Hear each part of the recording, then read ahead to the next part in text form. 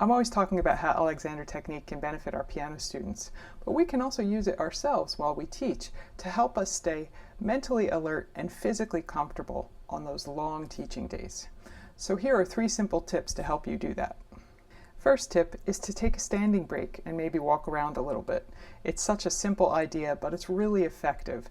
Even before I studied Alexander technique, I tried to walk around to see my student from multiple angles. I found that that kept me mentally alert, but it also helped me see everything that was going on with them. And you can see now that even in my online teaching studio, I stand as much as I possibly can.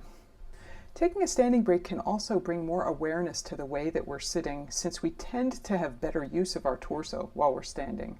I'll include a video at the end of this one to help you further with that idea. When you are sitting in a lesson, you can take a moment to draw an imaginary line from the sit bones up to the head. It just takes a second, and it can bring more awareness to how we're sitting and prevent us from pulling the head down or from slouching. It's also a great practice for our students to do, so the 2 of you can do it together. The third tip is to see if you can find a space and a little time to lie down on the floor, just for a minute or so. We want the back on the floor and knees bent so that your feet are also flat on the floor. This will allow the back to release into the floor. Then when you come back to a seated position to teach, you'll have much better use of your torso if you can recall the sensation of your back on the floor.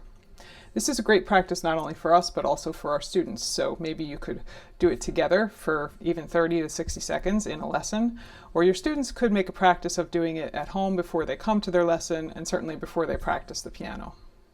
In order to provide quality service to others, we have to take care of ourselves first, so it's important to have some kind of practices that we can use, especially during long teaching days.